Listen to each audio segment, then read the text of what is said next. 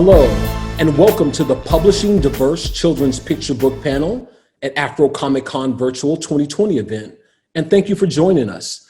Please consider donating to the AFCC Moonshot Junior program that funds young girls of color to go through a 12-month program where they will learn the tech skills, innovation, product development, and entrepreneurship. Please click the donation link, and any amount will help. I believe the link is right below here. So definitely log on and please donate.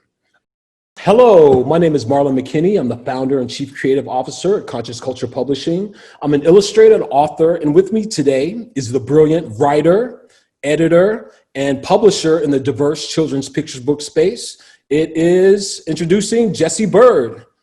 Thanks, Marlon. I appreciate that introduction. As Marlon stated, my name is Jessie Byrd. I'm an author, I'm an editor, and I'm also a publisher focused on diversity in children's books. And to give you a little bit of background about me, I hopscotched from the worlds of sports into the world of tech in Silicon Valley, and then into storytelling. So to give you that journey of how we got here today, before I tell you a little bit about my why when it comes to storytelling and the work that I do there, I was playing basketball at UC Santa Barbara when I was a junior. I was 21 years old. We were actually playing against Kawhi Leonard's team, for any basketball fans. I jumped up for a rebound one day, came down, and I felt my knee shift like this. And I was like, uh-oh, what was that?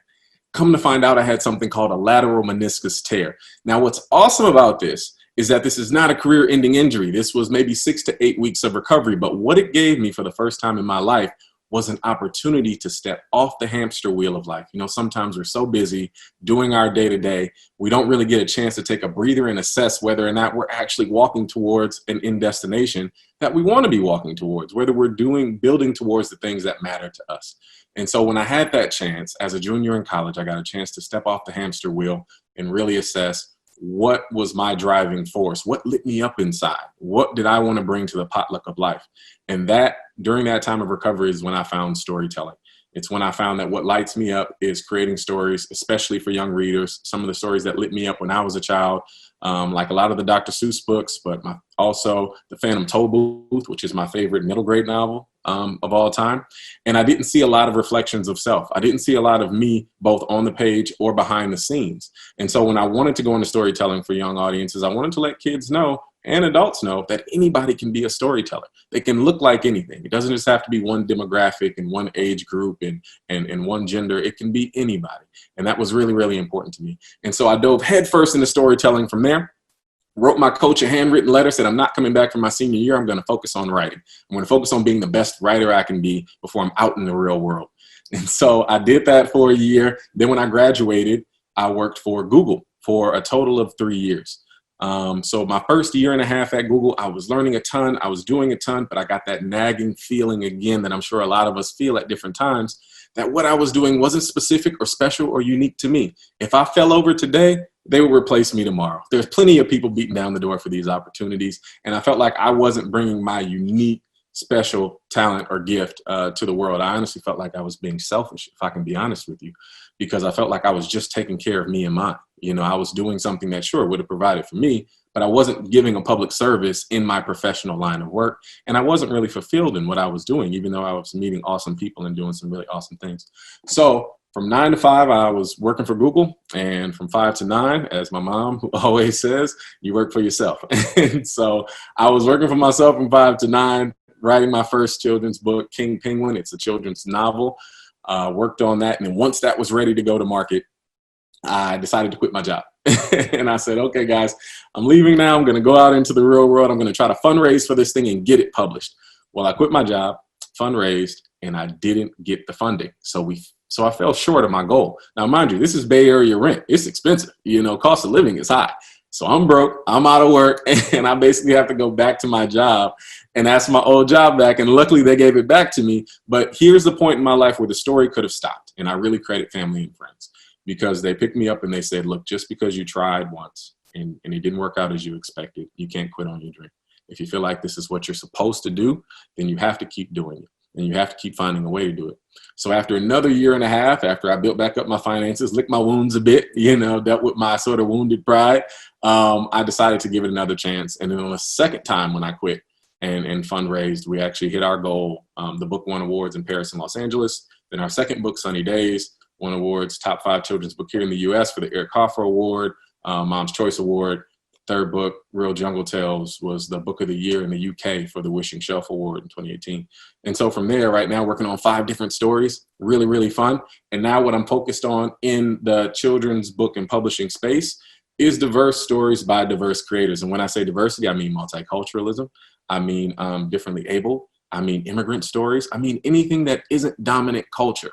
So of course that ties into ethnicity, but it also ties into a lot of stories that are pushed to the margins, that aren't really given the space to breathe and exist that other stories are. And so that's what we're working on right now. So I do stories both internally for my publishing house that I own the IP for and I have plans for in television and film and branding and merchandising.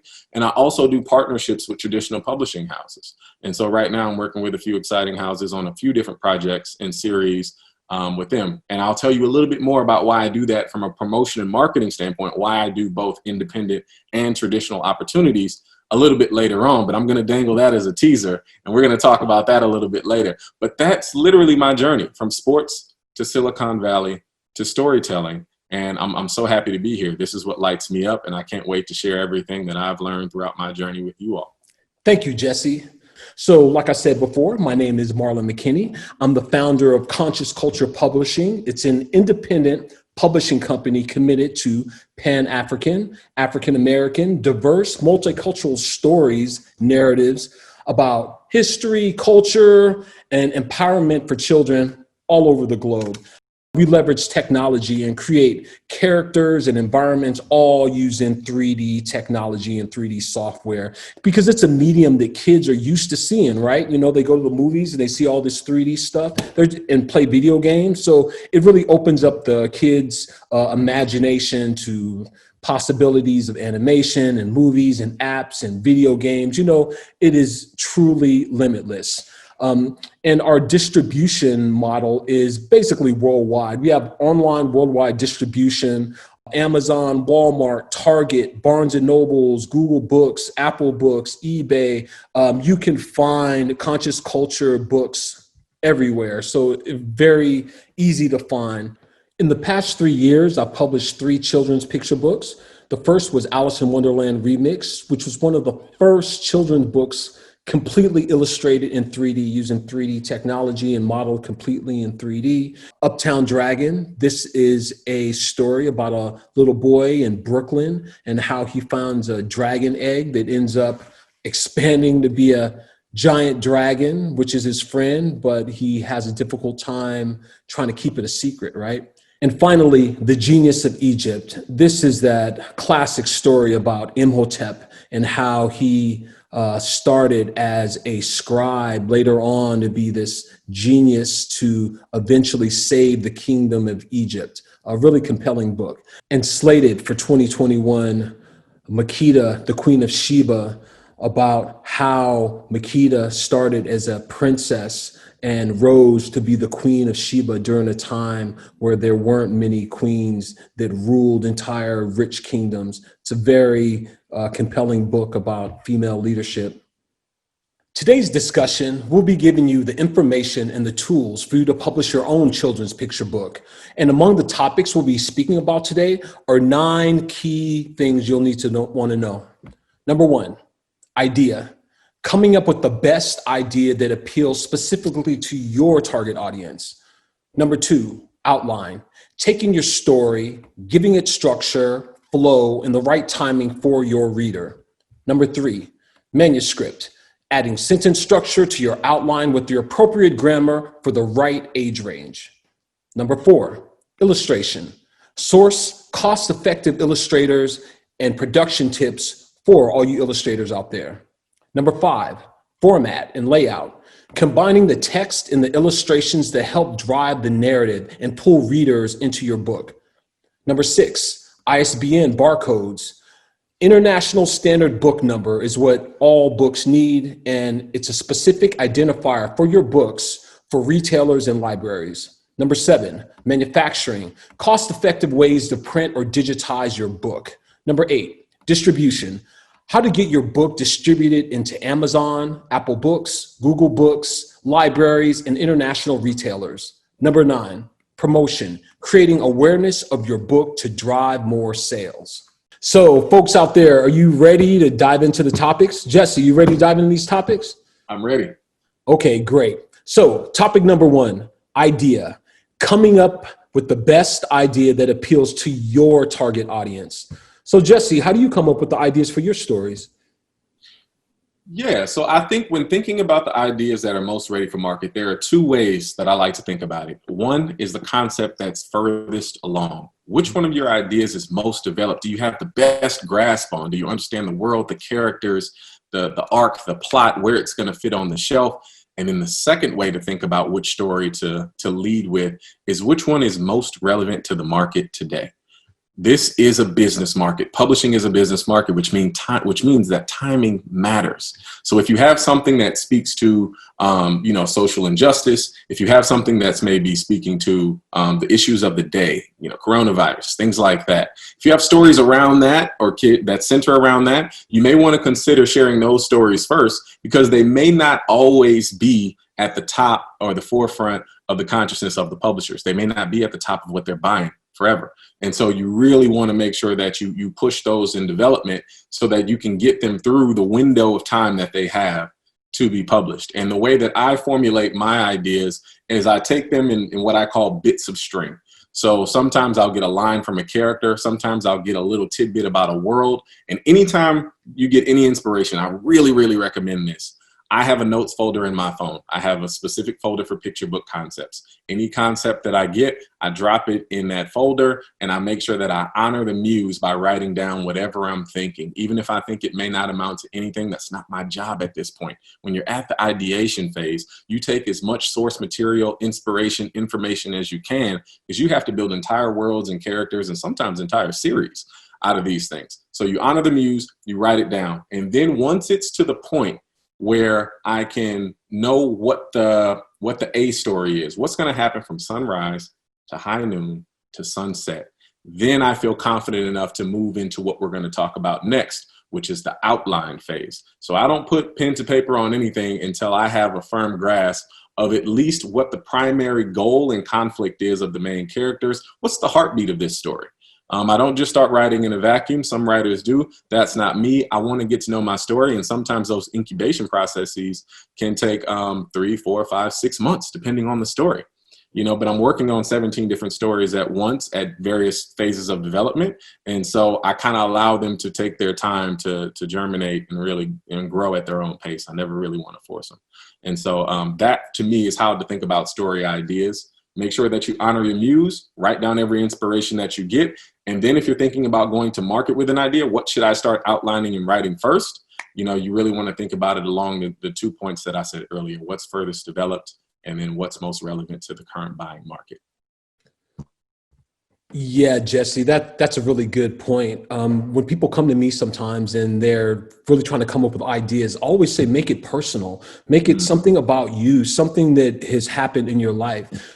For me, instance, African history is something that's pretty big in my life, because when I took my first Black Studies class when I was in college, way back in the day, at Long Beach State, for Dr. Karenga, I learned about so much history, and it really sparked my imagination for learning more about my culture. So that's something I've personally pulled a lot of my inspiration from. And usually when I approach something, K through 3rd grade is kind of like my sweet spot. So I think of movies that I've seen that really inspired me, something like Lion King or a Toy Story or Enter the Spider-Verse or something like that. And I think of that age range, and that's usually kids are watching that stuff, everything from K to 3rd, of course, up all the way to adults. But usually that's something that I really try to grasp on, because kids are so smart nowadays. They go out and see movies, they play video games, and I try to put myself in the shoes of a kid. And like, when I was a kid, what made me excited? What were the things I thought was cool, whether it's robots and dragons or medieval times, anything. That's what I try to picture myself as a kid once again. And that's usually where I pull most of my inspiration from. Mm-hmm. Okay, four. Number two, outline, taking your story, giving it structure, flow, and the right timing for your reader. So Jesse, could you just explain to people why outline is so important? Yeah, outlining is probably one of my favorite parts of the process, I have to admit, because this is where idea meets execution. This is where you get to find out if that story idea that you have is actually going to work inside of the framework of a story. Now, if we're talking specifically children's picture books, what I work in I work inside of something called a story grid. But there are three methods of outlining that I'm most familiar with that I think are probably the most popular three. You can choose what works for your story, especially if you're working on something different, like a middle grade novel or YA or something like that, or even a children's picture book. Number one is, of course, storyboarding. Been around for a long time. Marlon can definitely speak more to that as an illustrator. I can't draw worth a lick, so storyboarding would just be a very frustrating process for me because I'm not gifted in that way.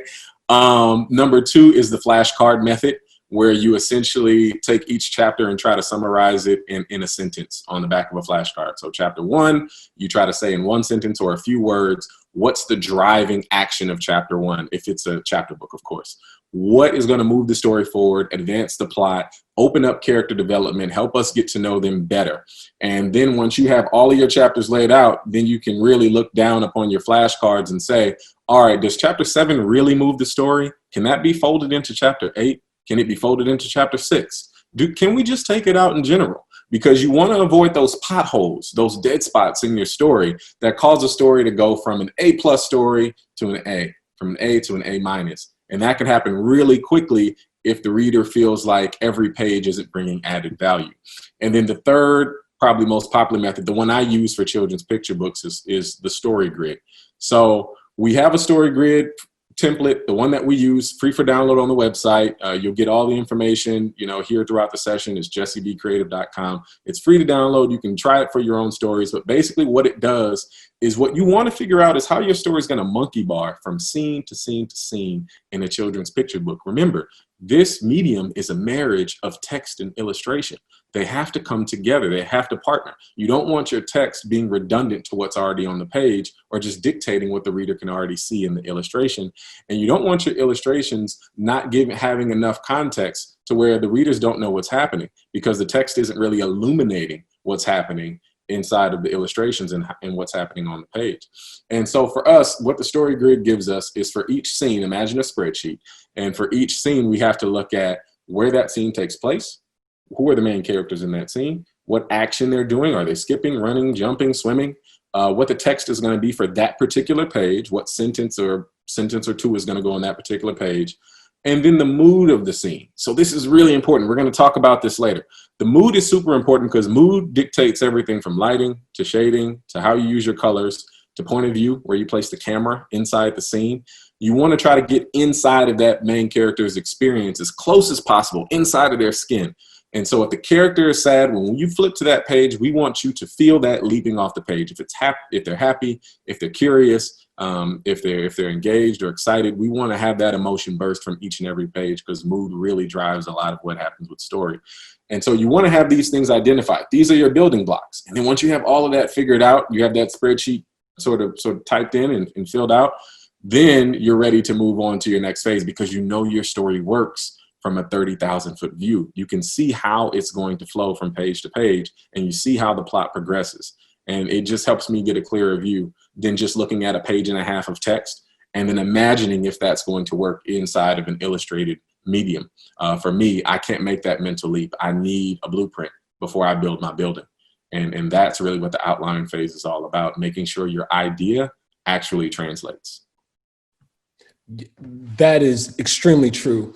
As soon as I come up with the idea, I start thinking about an outline, the story arc up and down, because all good stories have a flow that makes, and if you don't have that right flow, it just makes the story feel off. They're going to need an inciting incident, an obstacle that the protagonist is going to need to overcome, some escalating tension, a climax, a resolve.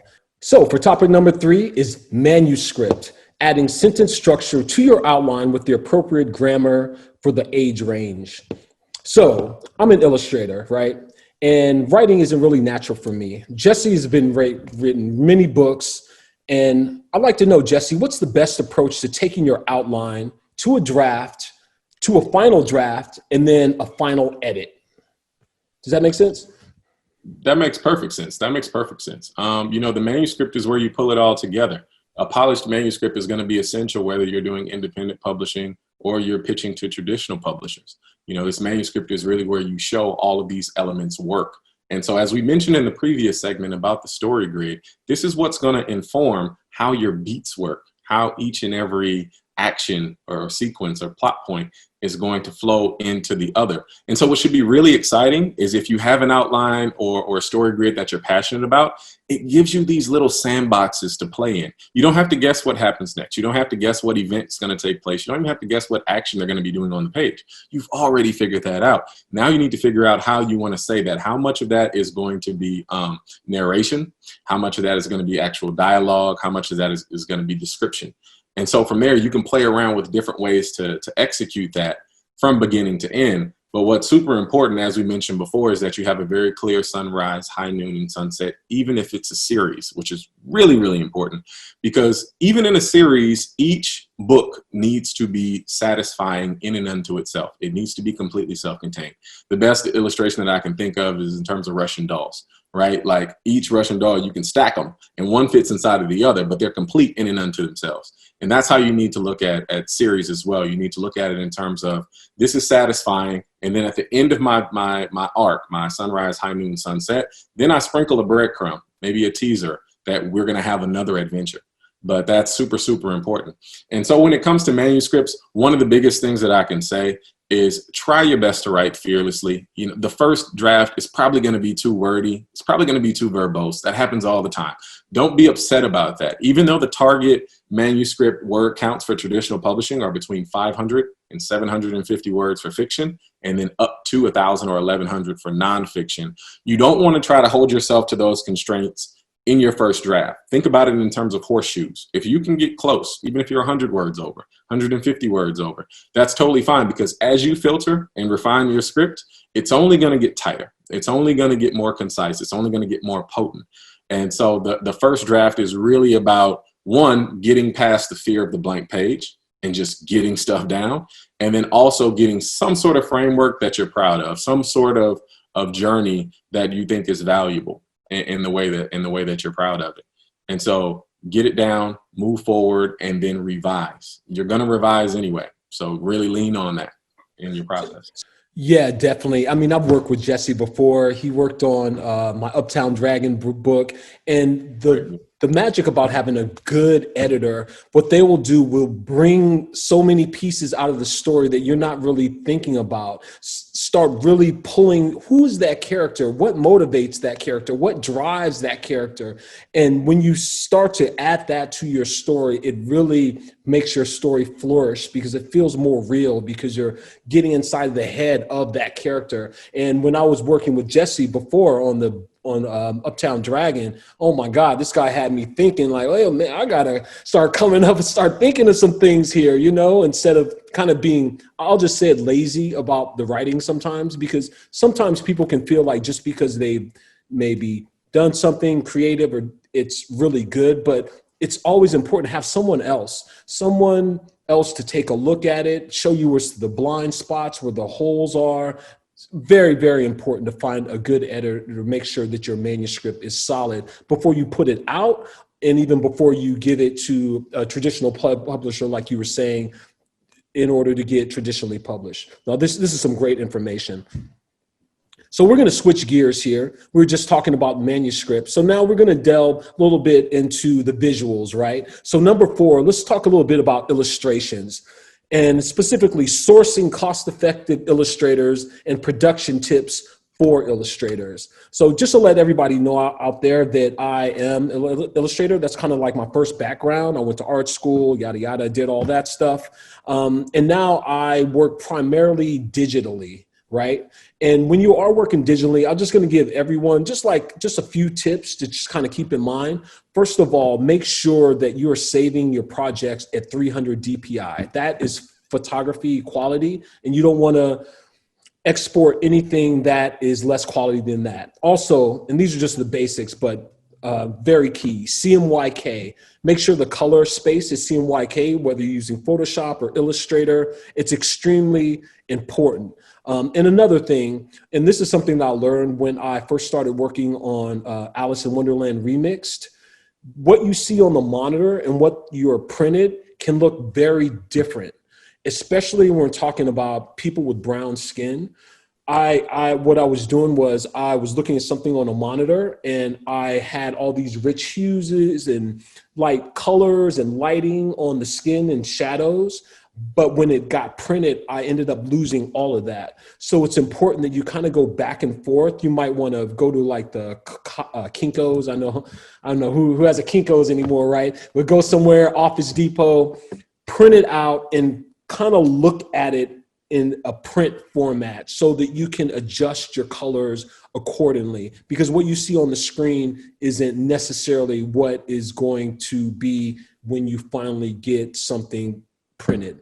And in terms of any of the writers out there who are looking for illustrators to source any type of some illustrations to try to find an illustrator, Jessie, do you have any suggestions on where people could find some illustrators? I mean, I've got a couple tips, but what do you think? Yeah, I mean, first of all, Marlon, that's some great advice that you give to illustrators in terms of how to save their files and making sure that everything is quality and alignment. When it comes to illustrations, my three favorite places for sourcing illustrators are Behance, Behance, Dribbble, that's Dribbble with 3Bs.com, and Instagram. And this goes back to what we talked about in the outline phase, actually. Remember, we talked about that mood column. And this is super important because the mood of your story, at least for me, it drives what type of illustrator, what illustration style I'm looking for this particular narrative. If it's a silly, funny book, then I'm always looking for people who organically and naturally exude what it is that the story requires. So I never want to make somebody be a serious, dark illustrator if they like to be fun and campy and light. I want to find the script, the lock and key combination that works with their style organically, because I do believe that that's how you get the best art from people, is when they're producing things that make them happy, that make them proud. And it's a style that they've worked on and perfected. Remember, many illustrators have more than one style that they can produce in. And so it's super important, especially when you're reaching out to them, to note what examples from their portfolio, try as best you can not to pull from other places. Say, look, these are some things from your portfolio that I think are a perfect fit for the style of story that I'm trying to produce. Why? Because it helps them understand how to price their services a little bit better. Each style may take a different amount of time. You may ask for style A, and they may say, oh, okay, I can whip that up. That's not that hard. You may ask for style B, and they're like, oh, that takes me like 6 hours per spread. And so now I need to charge accordingly. And another thing you're going to need to understand to get an accurate quote from an illustrator, besides examples from their own portfolio, is how much work are you asking them to do? How many spreads are in your stories? Remember, one spread equals 2 pages in a children's picture book. So is it 16 spreads, which would be 32 pages, which is standard size for a children's picture book? Is it 12 spreads, which would be 24 pages? How many of those are full spread illustrations? How many are half spreads? How many are spot illustrations? Now, you only need to think about this if you're going direct to market, if you're putting the book together yourself. If you're a writer and you plan on going traditionally published, don't worry about any of that. The publisher is going to match your script with an illustrator, and you can suggest people if you like. You can say, I have this friend or this illustrator, somebody I love to work on my story. But at the end of the day, it's going to be up to the publisher. Why? One, because they're funding this whole thing. And two, because they put together dozens and sometimes scores of books every single year in your category, so they feel like they know what's best to put it together. It's like they feel like they're the experts in that space. And so you don't need to worry about finding an illustrator, pricing an illustrator, if you're going traditionally published, which is a common misconception. A lot of people stress about having their book illustrated. Make sure your script is tight. Make sure your synopsis is tight. Make sure your bio is tight. That's what you want to focus on if you're going to pitch to a traditional publisher. But if not, then as we talked about, you want to make sure that the illustrator knows the burden of work, how many spreads, fulls, halves, spots, what examples from their portfolio, what style are you asking them to illustrate in, and your turnaround time. How quickly do you need it back? If you need it back in 3 months, that may be different than 6 months in terms of pricing. because you're essentially asking for rush delivery for some illustrators. So think about these things in terms of your project. Now you have to switch, from your creative brain to your business brain. I always say there's storytelling and there's story selling. And then both of them are important if you plan on having a career and longevity or even just success for a single product. So think about that when you're dealing with, when you're scouting illustrators. I always put illustrators in sort of a swipe file. So I go through maybe 100 portfolios in a week, and I narrow it down to maybe 15 that I think are appropriate for this project. And then I start reaching out to them with those details that I mentioned. Scope of work, timeline, examples from their portfolio, and then I give them a little paragraph or so about the story, because a lot of illustrators want to know what's the story, what's the heartbeat, just to get a feel of it. And then we talk about budget from there. Then you can get a price.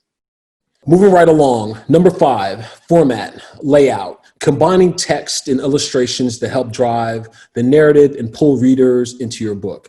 So like we were discussing before, we have this manuscript, start off the outline, the idea, the outline. Now we have the manuscript, you come up with the copy, and we've got the illustrations, how to combine that into the book. I mean, there's a variety of ways you can do it. You can do full page spreads, you can have spot illustrations, but there's a few things that you should definitely think about when you are putting it all together. The trim. What's the size of the book you're doing? Because depending if it's more horizontal, more vertical, the illustrations in the copy needs to align so that the user can flow and read all the way through it. The bleeds. There's going to be a piece that's going to get cut off of your books on the edges, making sure that you don't have any text or images are not going to get cut off. The gutter, the middle part, making sure that images aren't inside the gutter and copy. So when people turn the book, the copy is difficult to read, right?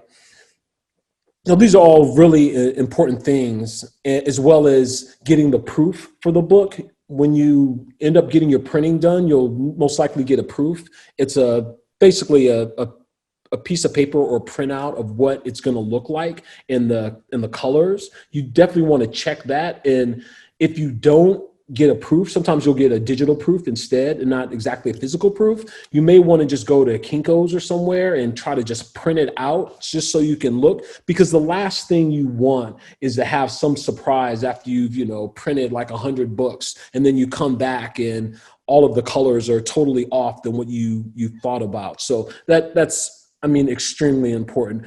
Do you have any experience, or something you'd like to let people know about formatting and laying out the illustrations with the copy, Jessie? Yeah, and Marlon, you touched upon some really good points in terms of sizing of the book, especially if you're going independent, direct to market. You want to keep in mind that uncommon trim sizes are more expensive. So the two most common sort of dimensions are, of course, rectangle and square, right? 8.5 by 11. Or 10 by 10 or 8.5 by 8.5. Those are the most common dimensions.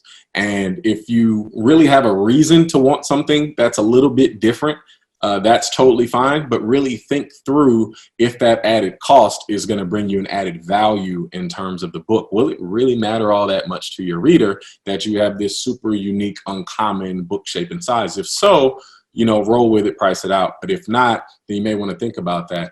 And one of the easiest ways, since I'm a writer and, as we talked about earlier, I don't do any of the illustration and things like that. I always hire a book designer. And what's really important to know is not every illustrator is a book designer. These can be different sides of the field. Some people can wield both of those talents and they're really good at them.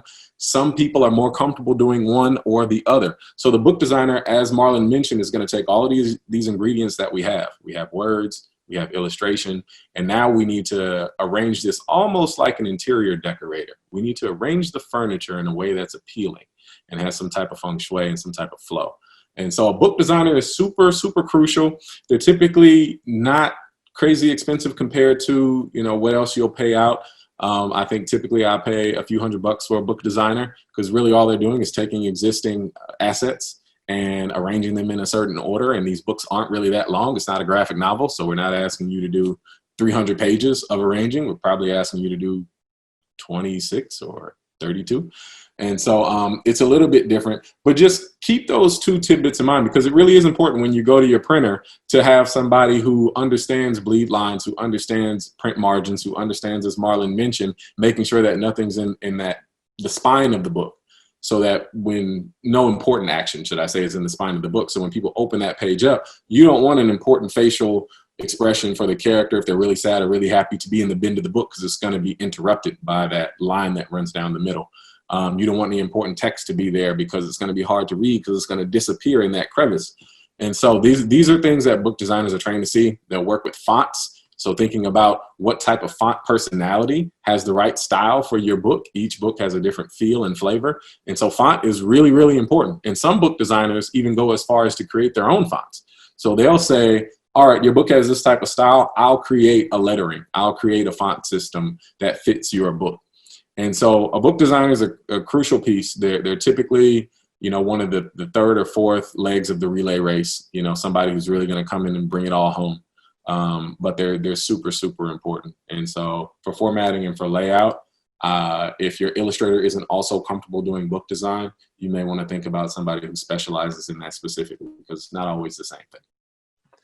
And for our next topic is ISBN and barcodes. ISBN stands for the International Standard Book Number. This is a specific identifier for your book for retailers and libraries. It's very important that your book has an ISBN if you're selling your book, because it gives it a unique number. Jessie, do you have any tips or any stories about ISBNs for any books you had back in the day or something? ISBNs are super, super important because as Marlon mentioned, they're the identifier for your work. And what can actually happen if you're not getting your ISBN from a licensed registered distributor is that you can get the same ISBN as a can of soup in Myanmar, and somebody's basically selling you duplicates. And so it's really, really important. Marlon's going to talk about a very trusted source and resource of where to get your ISBNs, because I would recommend going through that particular outlet because of the fact that some people are flipping and selling ISBNs 2, 3, 4 times over. Amazon has something called an ASIN, which means that they can provide you an ISBN typically free of charge if you're going to host your book on their site through KDP and some other things that we'll talk about later in the distribution segment. But these barcodes are super important. And another reason that they're important is because every format of your book needs a unique ISBN. So the softcover needs one. The hardcover needs a different one. The audiobook needs a different one. The ebook needs a different one. So you can burn through a stack of ISBNs pretty quickly. That's just one title, one book of yours. If you decide to do it in 4 different formats, you're going to need 4 different ISBNs. And so it's super important that if you're thinking about this, buying in bulk is always great. Getting it from a trusted source that Marlon's going to mention in a little bit is always great. And this is not something you need to worry about for traditional publishing. The publisher will register and assign the ISBN for you. You don't need to worry about that. We'll talk about copyright maybe a little bit later in one of the other segments. I may just pop it in there just so you can understand that the publisher's not taking your copyright. It's actually something else. But yes, you don't need to worry about ISBNs in traditional publishing. This is only if you're going direct to market, and it is a super important piece to making sure that your book is trackable and making sure that you can track your sales and make sure that you can sell through different places. No, that's a good point. I'm glad you put together the differentiation between going a traditional and going independent. Because if you're going independent, that's when you do need your own ISBN. And one good resource for getting those is Bowker, which is myidentifiers.com. I'll put it up on the screen on one of these sides here. And usually one ISBN is $125, but you can get a pack of 10 for $295, which is great. You can come up with the ISBN for one book, but hey, you may want an ebook of that. May want a soft cover and a hardcover. So that's already 3 ISBNs right there. And when a library, let's say you put out a book, right? And someone goes to the library and they want to see if the library carries your book. That's what they'll use to pull it up, as well as a bookstore. They'll type in the number 5679, and that's how your number pulls up. And when you do that, it puts you into a larger system within the publishing industry that's very important for people to find your book. So yes, ISBN and the barcode as well, I believe. I think it's like, what is it, like $50 or something like that? 35, something like that. I don't know. I'll do. You guys can research it and find out about that. But then also the barcode, just like when you're at Target or anywhere else, when they have the scanner and go beep. You want your own barcode for any of the print books that you do have. With that being said, Jessie, do you just want to talk a little bit about copywriting? Just might help people out a little bit. I know some people are wary of just putting their stuff out there thinking that someone's going to copy and duplicate their work. Could you just give people just a little bit more information about that? Yeah, of course. And I think this is a super important detour and subcategory for what we're discussing. So copyrights. You go to copyright.gov. You want to copyright your work with the Library of Congress. You can do it, if you want to do it after your first draft, if you plan on sharing that with people or getting critique and you're worried about your work getting out there, your concept getting out there. There are two things to know about copyright, which is, one, it's not all that common that people take a rough idea or they take a story idea and they decide to totally duplicate it or copy it, but it definitely happens. We had the opportunity to go to the Library of Congress in Washington, D.C. last year, and the lady giving us the tour said that they have a lot of horror stories of people coming in there and basically saying that people have stolen their entire work, just taking their name off of it, put somebody else's name. And if you didn't register that with the Library of Congress, they were saying they don't have a legal leg to stand on. They can't defend you. There's no paper trail. There's nothing that says it's not actually their story. And all the other information, maybe you posted on your website or things like that, that's supplementary. You want to make sure that you're registered with the actual legal source for copyrights. It's typically $65 to register a manuscript. So it's not that bad in terms of just making sure your work is safe. But I will say there's a lot of paranoia around it, and a lot of that's unfounded because most stories don't get copyrighted, and largely because it's hard to take another story and develop it. It's hard to take your own story and develop it.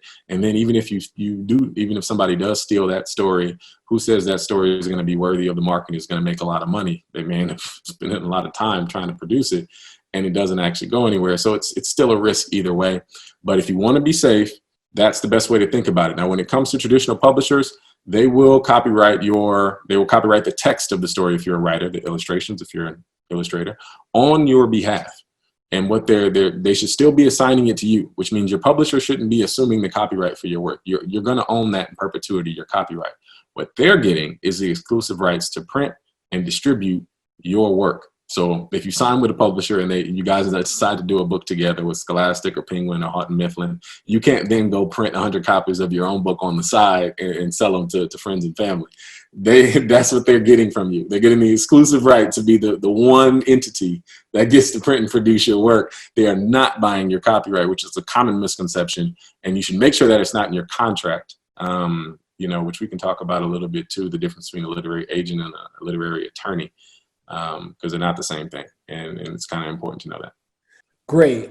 No, that sounds good.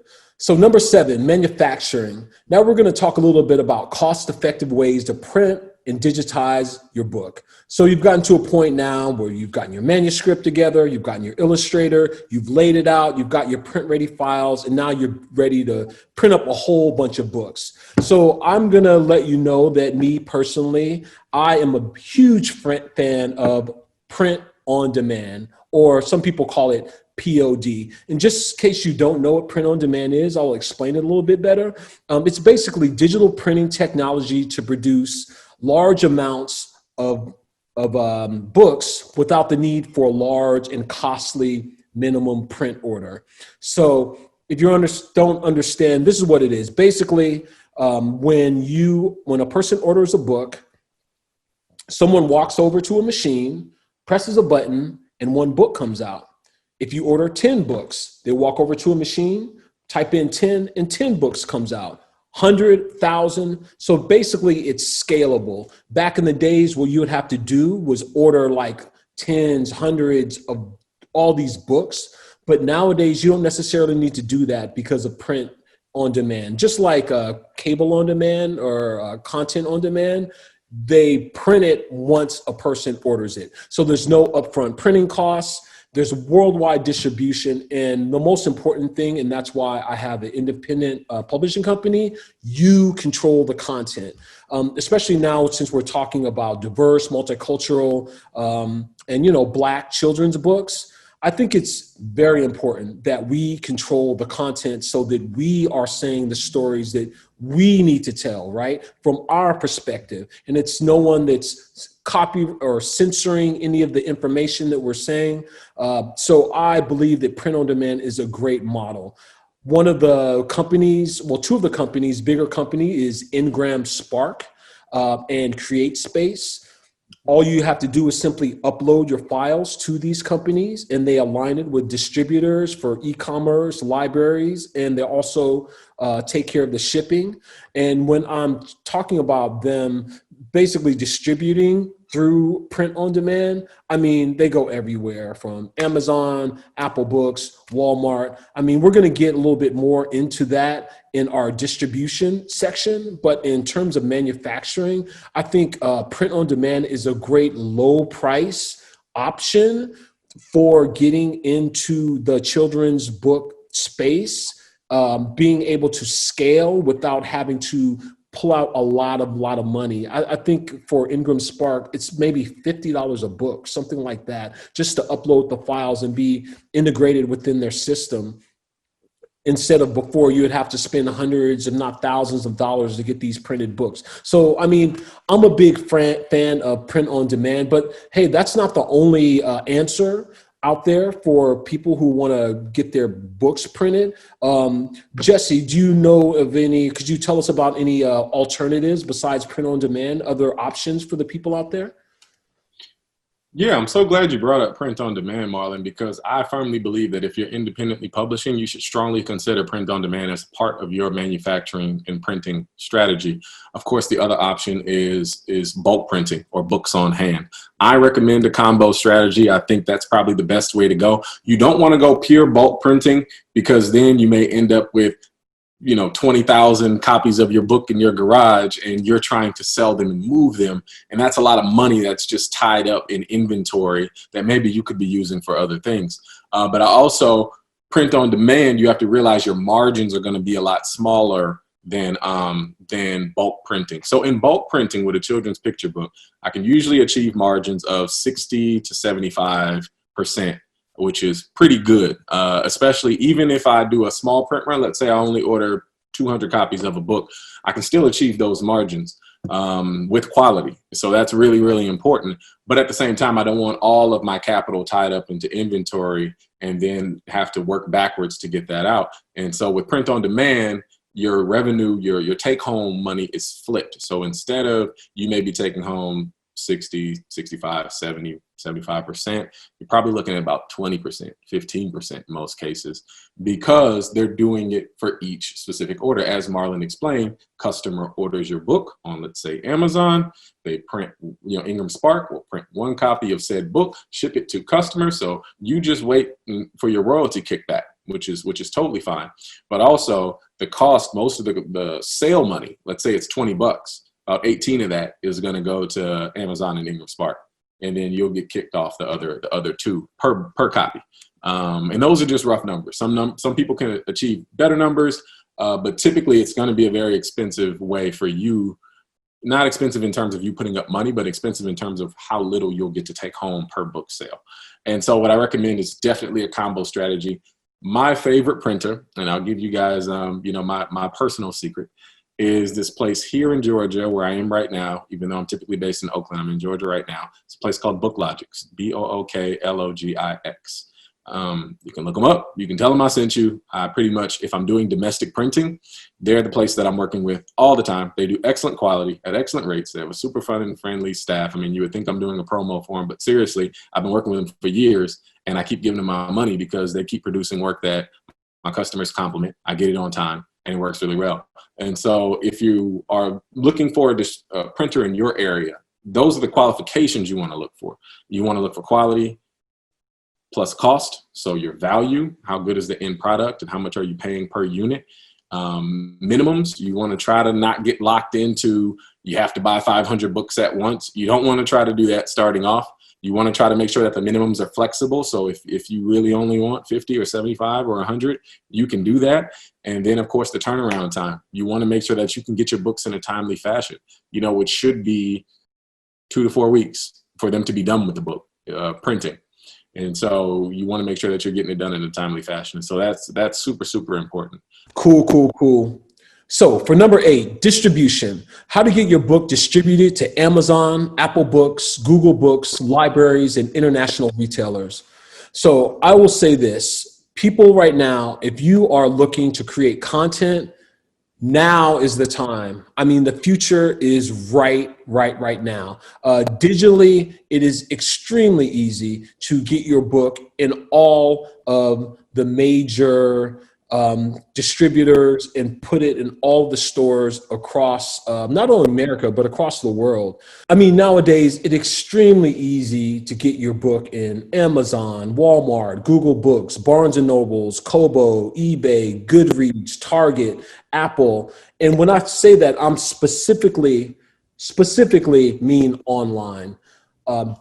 If you want to go on Barnes and Nobles and have your book there, that is a whole other, that's a whole other can of worms. Maybe Jessie can touch on that in a second, but I'm speaking specifically of online. But at the end of the day, that's where most people are buying books, right? And finally, number 9, promotion. You've got your book, you've got prints of your book. So now it's about creating awareness of your book to drive more sales. So it's needless to say that social media is probably the biggest bang for your buck. And I will just give you guys just a little bit of advice when it comes to dealing with social media. I say the first thing is video is always a good driver for social media. And if you are going to do video, when I'm talking about video, I mean basically like a promo for your book, try to keep it 2 minutes or less, maybe even 1 minute. If we're talking about Instagram or Facebook, people really don't have that much of an attention span nowadays. They really want to go on to the next thing. So if you could just keep it within 2 minutes to 1 minute, where you can show nice big pictures of your book and even more of why you created that book, I think that definitely serves a lot of value for it. And so the thought is, what you could do is create a video specifically promoting your book.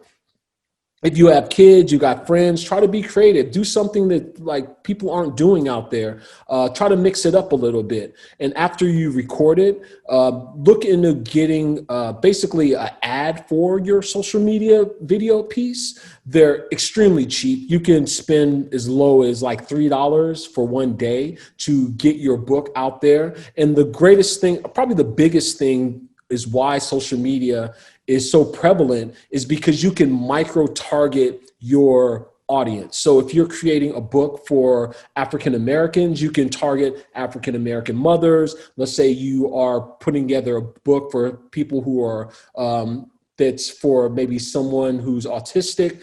That's something you can target specifically for based on people's ethnicities, based on their culture, and really pinpoint who you want to purchase your book. I mean, it's extremely powerful. And then from there, after putting up your video ads, what you want to do is send them to a landing page. So think of someone scrolling, through their Instagram. They see your book. They're like, oh, that's interesting. This is about some kid that's very similar to my daughter, and they click on your ad. What you want to do is take them to a landing page. And a landing page is essentially the deep dive of your book, just more information, more pictures. It's the hook that's going to get them to actually purchase your book. And when you put together your landing page, make sure it's very simple, it's easy to read, there's not a lot going on. You just want to focus on your book. And after they read more of a synopsis of it, at that point, you can have your buy now button. Once they select the buy now button, that can take them to a retailer, your preferred retailer. If you're selling them out of your home, it could send them to your merchant page. It could send them to Amazon, wherever you want to basically send your customer. And that's basically the funnel of how you want people to buy your books. You start off with the video ad, send them to a landing page, get the buy now button, and then from there, take them to where they can actually purchase your book, just to give your book some type of success once it comes out. Because at the end of the day, me personally, I want kids to read my books. I'm not putting these out for me, right? I don't need to say, hey, I put out this book, I'm so cool. That's not why I want to put this out. I want to put this out for African-American kids to look at this stuff and feel a real sense of their culture, their history,